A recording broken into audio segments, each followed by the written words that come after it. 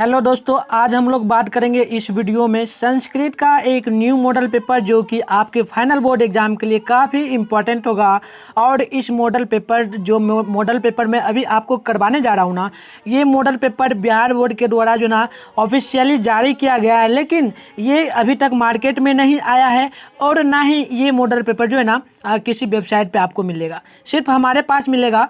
और ये पैटर्न किसका है, तो पैटर्न मैं आपको बता दूं, ये पैटर्न जब जो है ना पैटर्न अभी चेंज हुआ है, जिसमें कि आपको बताया मतलब ये दिया गया है कि 60 क्वेश्चन रहेगा, ठीक है, जिसमें आपको 50 बनाना होगा। बट ये पैटर्न है 2022 का ही। बट हम लोग जो कोई क्वेश्चन आए ना बोर्ड के द्वारा ही ये पेपर जो है ना दिया गया है, मॉडल पेपर वायरल पेपर कर सकते हो आप लोग। और इसमें आपको 50 क्वेश्चन बनाना होगा। 50 नहीं, मैं आपको 60 दूंगा क्वेश्चन, 60 ही क्वेश्चन है, सिर्फ यहाँ पर आपको लिखा गया है 100, उसमें आपको 50 क्वेश्चन बनाना होगा। और काफ़ी इंपॉर्टेंट है मॉडल पेपर, जैसा कि आपको पता है ये फाइनल बोर्ड के लिए है पेपर, तो निश्चित रूप से इससे पूरा का पूरा क्वेश्चन आने का संभावना रहता है। 50% चांस रहता है कि पेपर में यही सब क्वेश्चन आएगा। तो आप लोग यदि देखना चाहते हैं और आपको ये पेपर लेना है, कैसे लेना है मॉडल पेपर ये पूरा, तो आप लोग वीडियो में कंटिन्यू बने रहे, पहले क्लास करने फिर आपको बता दिया जाएगा कि कैसे आपको लेना है, ठीक है। तो देखिए हमारी पहली क्वेश्चन है, उपनिषद किस शास्त्र के सिद्धांतों को प्रकट करता है। तो आपको याद रखना है ये दर्शन शास्त्र को करता है, यानी ऑप्शन नंबर आपका ए यहाँ पर बिल्कुल सही होगा। आप देखिए आप लोग यहाँ पर 2 नंबर क्वेश्चन आपसे बोला जा रहा है, सत्यमेव जयते किस उपनिषद में है। तो सत्यमेव जयते जो ना ये किस उपनिषद में है, तो नोट कर लीजिएगा मुंडकोपनिषद में, यानी कि ऑप्शन नंबर आपका यहाँ पर ए बिल्कुल सही हो जाएगा। आप चलिए अगली क्वेश्चन को सभी लोग देखेंगे। और यदि आपको यथासंभव आंसर पता है तो कमेंट बॉक्स में जरूर बताएं, कमेंट बॉक्स आपके लिए खुला है। और वीडियो को आप लोग लाइक कर दो जल्दी से, और शेयर जितना भी फ्रेंड आप लोग कर देना, ठीक है। तो चलिए क्वेश्चन नंबर 3 है, किसकी गुफा में आत्मा निर्मित है, किसकी गुफा में आत्मा निहित है, यानी बसी रहती है। तो आपको पता ही होगा ये किसकी गुफा में रह सकती है। तो आपको याद रखना है जीवों के शरीर रूपी गुफा में, यानी कि आत्मा में, ठीक है। तो ऑप्शन नंबर आपका यहाँ पर सी बिल्कुल सही होगा। आप चलिए अगली क्वेश्चन को सभी लोग देखेंगे। क्वेश्चन नंबर 4 है, कैमोरनी महोत्सव कब मनाया जाता था। कैमोरनी महोत्सव कब मनाया जाता था, किस ऋतु में।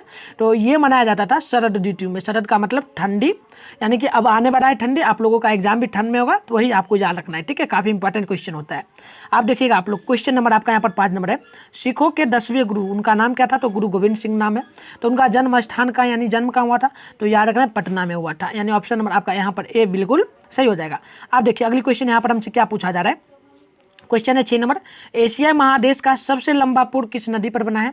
तो नोट कर लीजिएगा ये बना हुआ है किस पे, तो ये हमारा बना हुआ है गंगा नदी पे, ठीक है। और ये किस मतलब कि एशिया महादेश का जो सबसे लंबा पुल है किस राज्य में है, किस जिला में है, तो पटना जिला में बना हुआ है, ठीक है। याद रखिएगा क्वेश्चन निश्चित रूप से ये सब आएगा। आप चलिए अगली क्वेश्चन को देखते हैं। चलिए यहाँ से सभी लोग देखेंगे ध्यानपूर्वक क्वेश्चन को, और जितना भी आंसर हो सके बताने का प्रयास करेंगे। 7 नंबर क्वेश्चन है, मुद्रा राक्षस ग्रंथ में किस शहर की प्राचीनता का संकेत करती है। तो नोट कर लीजिएगा इसमें किया गया है ना ब्रह्मपुत्र का, ठीक है। आप देखिए अगली क्वेश्चन आपसे यहाँ पर क्या पूछा जा रहा है। क्वेश्चन है, अपनी रचना काव्य मीमांसा में पाटलिपुत्र की प्राचीन सरस्वती परंपरा का उल्लेख किसने किया है। काव्य मीमांसा नामक की मतलब लेखक, इसे काव्य मीमांसा एक क्या है, तो ये एक बुक है, इसके लेखक कौन है, तो यही आपको बताना है, सिर्फ कुछ नहीं करना है, ठीक है। कौन है, माइंड लगाओ, आप लोग याद होगा, आप लोग कोचिंग में पढ़े होंगे शायद। चलिए राजशेखरा होगा, ठीक है। क्या होगा, ऊपर करके आपको दिखाते हैं, राजशेखरा, यानी ऑप्शन नंबर आपका है यहाँ पर डी बिल्कुल सही होगा। चलिए अगली क्वेश्चन को सभी लोग देखेंगे। क्वेश्चन नंबर 9 यहाँ पर क्या पूछा जा रहा है। क्वेश्चन नंबर है, शिव प्लस उपावश्यक की संधि विच्छेद क्या होगी। शिव प्लस उपावश्यक की संधि क्या हो सकती है, संधि विच्छेद, ठीक है। क्या हो सकती है संधि, तो नोट कर लीजिएगा ये हमारा होगा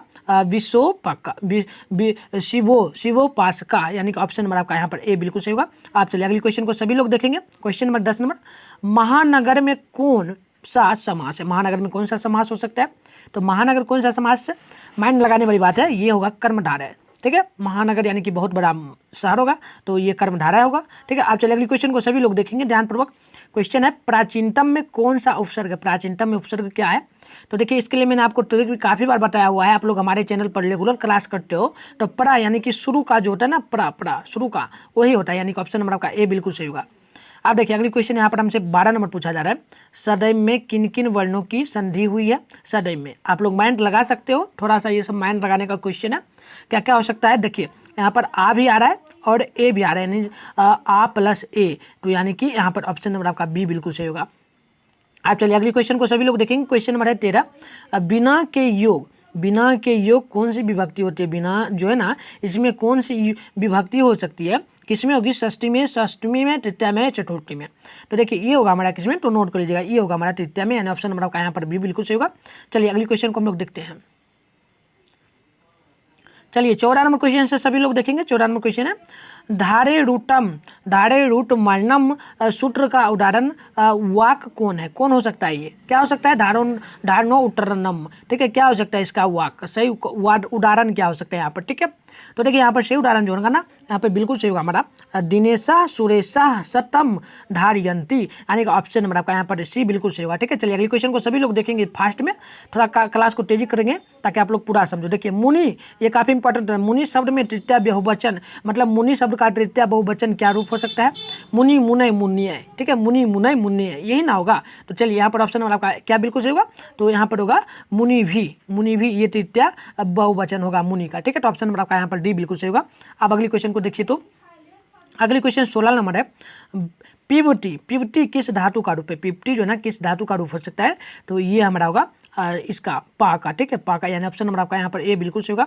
आप चलिए 17 नंबर क्वेश्चन आपसे पूछा जा रहा है साधो किस विभक्ति का रूप है? साधो किस विभक्ति का रूप हो सकता है? तो ये हमारा किसका होगा?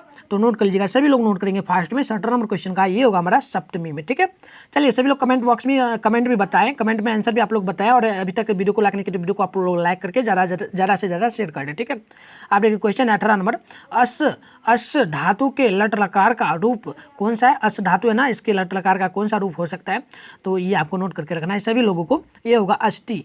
ठीक है, अस से होगा अष्टि। चलिए अगली क्वेश्चन को देखेंगे सभी लोग। क्वेश्चन नंबर हमारा यहाँ पर क्या पूछा जा रहा है? 19 नंबर वर्णिता में कौन सा स्त्री प्रत्यय? वर्णिता में कौन सा स्त्री प्रत्यय हो सकता है? क्या हो सकता है? तो यहाँ पर आपका बिल्कुल राइट आंसर जो होगा ना, चाप होगा। ठीक है, बी आपका बिल्कुल सही होगा। सभी लोग नोट करते चलेंगे। चलिए अगली क्वेश्चन को सभी लोग यहाँ से देखेंगे।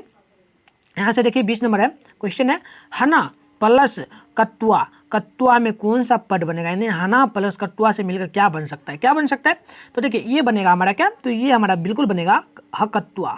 यानी ऑप्शन नंबर आपका यहाँ पर बी बिल्कुल सही होगा। आप देखिए 21 नंबर क्वेश्चन है मूल प्लस ठक से कौन सा पद बनेगा? मूल प्लस ठक से कौन सा शब्द बनेगा? तो नोट कर लेना आप लोगों को, यह मौलिका बनेगा, यानी ऑप्शन नंबर आपका यहाँ पर ए बिल्कुल सही होगा। चलिए अगले क्वेश्चन को सभी लोग देखेंगे। 22 नंबर क्वेश्चन है लौट लकार उत्तम पुरुष एक वचन का रूप कौन सा? यानी कि लट लकार हो सकता है, लट लकार होता है, ये लौट लकार है। लौट लकार का उत्तम पुरुष का एक वचन रूप क्या होगा? ठीक है, क्या हो सकता है? तो देखिए यहाँ पर आपको नोट करके रखना है 22 नंबर का, ये हमारा होगा मौलिका, यानी ऑप्शन नंबर आपका यहाँ पर सी बिल्कुल सही होगा। ठीक है, चलिए अगली क्वेश्चन को सभी लोग देखेंगे। क्वेश्चन आपका यहाँ पर 22 नंबर पूछा जा रहा है। क्वेश्चन है लोट लकार में उत्तम बहुवचन, फिर से यही क्वेश्चन आ गया। यहाँ पे क्वेश्चन नंबर 21 नंबर हमने देखा था। अब क्वेश्चन लोट लकार में उत्तम एक वचन रूप यहाँ पर क्या हो सकता है? ठीक है, उत्तम बहुवचन। तो नोट करना है सभी लोगों को फास्ट में। 22 नंबर का यहाँ पर बिल्कुल सही होगा, तमानी होगा। आप चलिए अगली क्वेश्चन यहाँ पर देखिए 23 नंबर है पीतम इस पद का प्रकृति प्रत्यय क्या होगा? पीतम जो है ना, इसमें प्रकृति प्रत्यय इसका क्या हो सकता है? तो देखिए यहाँ पर आपको नोट करके रखना है सभी लोगों को, सभी लोग नोट करेंगे। ये होगा पा प्लस कत, यानी कि ऑप्शन नंबर आपका यहाँ पर डी बिल्कुल सही हो जाएगा। चलिए अगली क्वेश्चन को सभी लोग देखेंगे। 24 नंबर क्वेश्चन है किस शब्द में दा प्रत्यय किस शब्द में है? यहाँ पर आपका सभी दिया गया है, यथा, मृदा, एकता। क्या हो सकता है? तो ऑप्शन नंबर आपका यहाँ पर बिल्कुल सही होगा। क्या हो सकता है? कमेंट करेंगे सभी लोग। चलिए एकदा बिल्कुल सही होगा, एकदा बनेगा, दा से एकदा, क्योंकि देखिए अंत में क्या लगा है? दा, एक के दा में लगा है, दा लगा है ना एक में, तो यही हमारा बिल्कुल सही होगा। आप चलिए अगली क्वेश्चन यहाँ पर हमसे क्या पूछा जा रहा है? 25 नंबर धर्मांतरम का सही संधि विच्छेद क्या होगा? ठीक है, धर्मांतरम का सही संधि विच्छेद क्या हो सकता है? संधि विच्छेद करना है आप लोगों को। ठीक है, संधि विच्छेद आता होगा तो आप लोग जरूर बताओगे, आंसर में बताना आप लोग फास्ट में 25 नंबर का। चलिए ये होगा धर्म परस अंतरम, यानी कि ऑप्शन नंबर आपका ए बिल्कुल यहाँ पर सही हो जाएगा। चलिए अगली क्वेश्चन यहाँ पर देखिए आप लोग। क्वेश्चन आपसे पूछा जा रहा है 26 नंबर किस पद में अविभाव, ठीक है, अविभाव समास होगा? अविभाव समास हो सकता है किस पद में? तो देखिए यहाँ पर आपका बिल्कुल ऑप्शन जो है ना ये होगा डी सही, यानी कि यथाशक्ति, ऑप्शन नंबर आपका डी बिल्कुल सही होगा। चलिए अगली क्वेश्चन को सभी लोग देखेंगे फास्ट में। क्वेश्चन नंबर हमें यहाँ पर 27 नंबर पूछा जा रहा है। क्वेश्चन पूछा जा रहा है प्रतिदिन इच्छा भोजन कौन दिलवाता था, यानी कि प्रतिदिन आलसियों को आलस सलाह, आपने आलस सलाह पाठ पढ़ा होगा, मैंने आपको पढ़ाया हुआ है। आलस सलाह पाठ में बताया गया है कि प्रतिदिन जो है ना कौन वीरेश्वर सभी आलसियों को खाना देते थे, भोजन देते थे। तो ऑप्शन नंबर आपका यहाँ पर बी बिल्कुल सही हो जाएगा, ठीक है, 27 नंबर का। चलिए अगली क्वेश्चन सभी लोग देखेंगे। अगली देखिए काफ़ी इंपॉर्टेंट, अब इंपॉर्टेंट क्वेश्चन ही रहेगा सभी। 28 नंबर है, तर्क यते दशमिशना गृह अग्नि लग्नो दो अष्टि। यह जो है ना आलस काटा पाठ में किसकी उक्ति, यानी कि यह किसने बोला है किसने, ये जो है ना ये उक्ति किसने बोला है, एक बार सुन लीजिए सभी लोग। तर्क्यते दाम्यांसन यदाशमिना गृह अग्नि लग्नो दो अष्टि, यह किसने बोला था, पहले व्यक्ति ने बोला था, दूसरे ने बोला था, तीसरे या फिर चौथे ने बोला था। देखिए तो यहाँ पे आपका बिल्कुल सही होगा 28 का, ये बोला था कौन, तो ये बोला था दूसरे व्यक्ति ने, ठीक है। चलिए अगली क्वेश्चन को देखेंगे और इसका अर्थ भी समझ लीजिए आप लोग। इसका अर्थ क्या होगा, तो इसका अर्थ होगा कि अरे भाई देखो यहाँ पे आग लग गया है, ठीक है, यही बोला था दूसरा व्यक्ति ने, ठीक है। चलिए अगली क्वेश्चन को देखेंगे। 29 नंबर क्वेश्चन है, स्त्रियों का रक्षक कौन है, स्त्रियों का रक्षक कौन होता है, सही तो नोट कर लीजिएगा, इसका उनका रक्षक होता है पति, ठीक है, पति।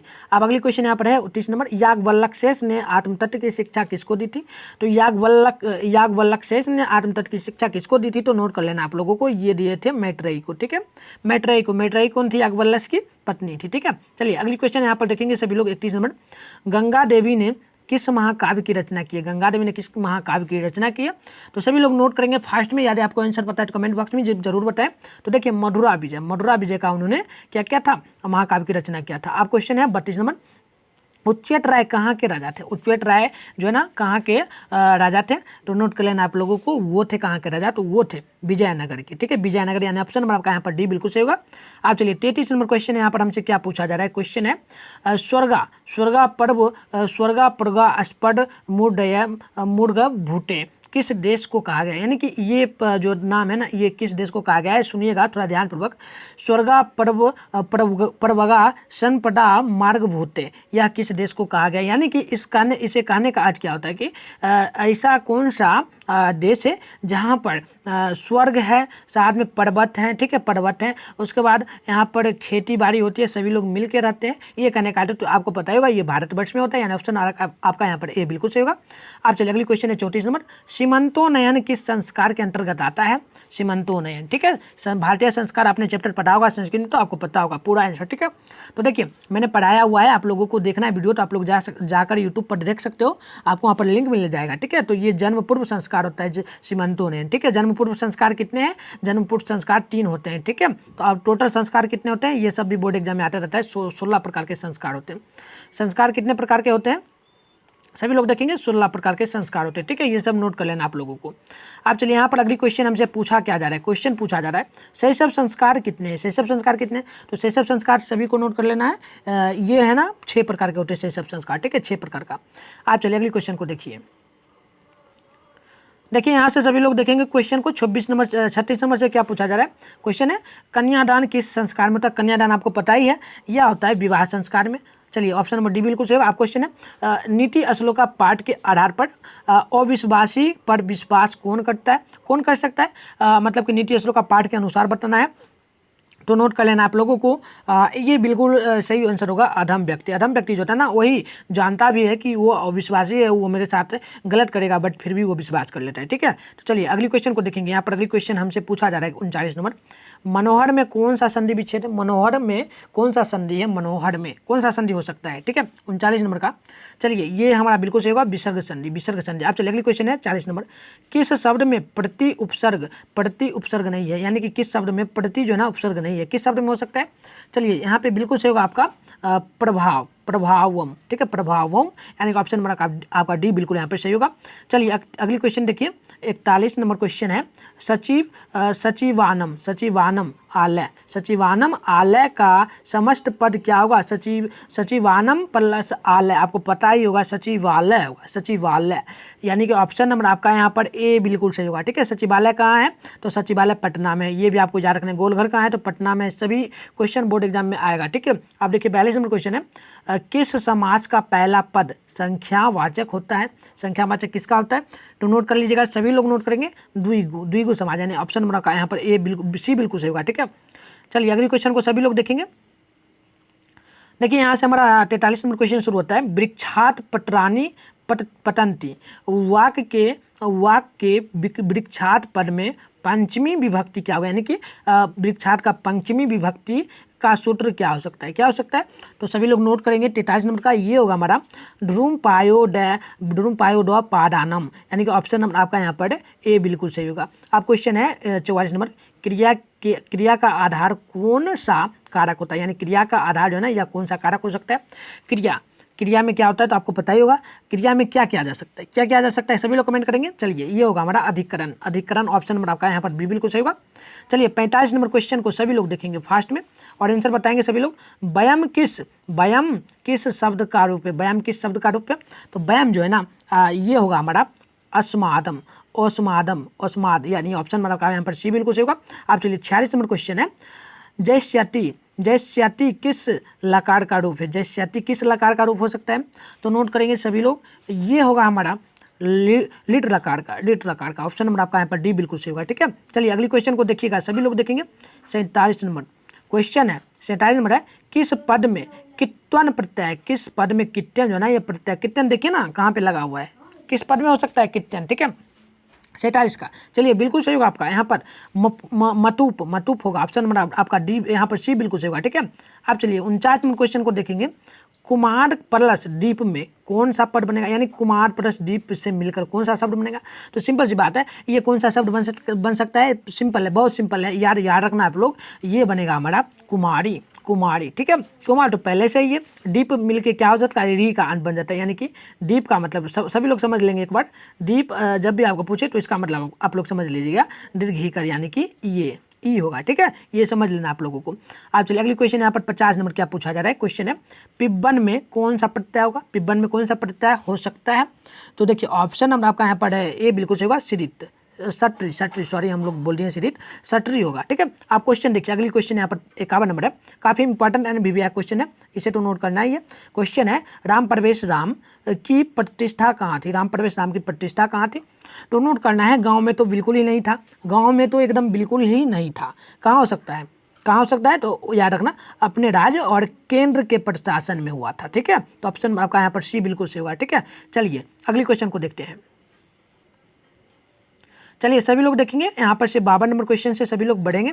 क्वेश्चन क्या पूछा जा रहा है, राम प्रवेश राम क्या कर रहा था जब शिक्षक ने पहली बार उसको भिखन टोला में देखा था, यानी कि काफ़ी इंपॉर्टेंट होता है, वीवीआई होता है क्वेश्चन, ये भी आते रहता है। राम प्रवेश राम क्या कर रहा था जब शिक्षक परीक्षण करने के लिए गांव में आए थे, तो भिखन टोला में राम प्रवेश राम को देखे थे शिक्षक क्या करते हुए। तो नोट करना है आप लोगों को, उन्होंने देखा था कि राम प्रवेश राम जो है ना वह क्या कर रहा था, तो वो खेल रहा था। ठीक है, तो ऑप्शन आपका ए बिल्कुल सही होगा। आप देखिए क्वेश्चन 53 है, रात्रि जागरण को त्याग कर मूल शंकर कहाँ चले गए थे। तो वो चल गए थे कहाँ, घर लौट गए थे ना। चलिए ऑप्शन नंबर आपका यहाँ पर बी बिल्कुल सही होगा, 53 नंबर का। ठीक है, 53 का आपका ये 53 का ये क्या हो सकता है, 53 का ये नहीं होगा। चलिए 53 का हम बताते हैं, काफ़ी इंपॉर्टेंट ये भी क्वेश्चन है, ये भी क्वेश्चन काफ़ी इंपॉर्टेंट है, पहले जान लो। रात्रि जागरण को त्याग कर मूल शंकर, यानी कि आप लोग कर सकते हो सच्चिदानंद। ठीक है, सच्चिदानंद जो है वो मूल शंकर क्या किए, वो गुरु की खोज के लिए चल गए थे, गुरु की खोज यानी भगवान की खोज के लिए। ऑप्शन नंबर आपका यहाँ पर सी बिल्कुल सही होगा।